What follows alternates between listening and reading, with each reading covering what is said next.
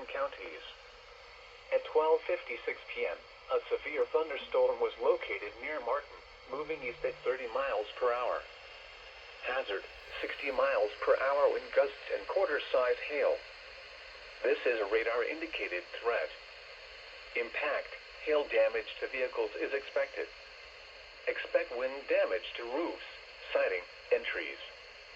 Locations impacted include Martin, Union City, Dresden, Latham, Rives, Hinsver, Mount Pelia, Gibbs, Ruthville, Ralston, Schaffner, Terrell, McConnell, Pisgah, McCutcheon Heights, and Gardner.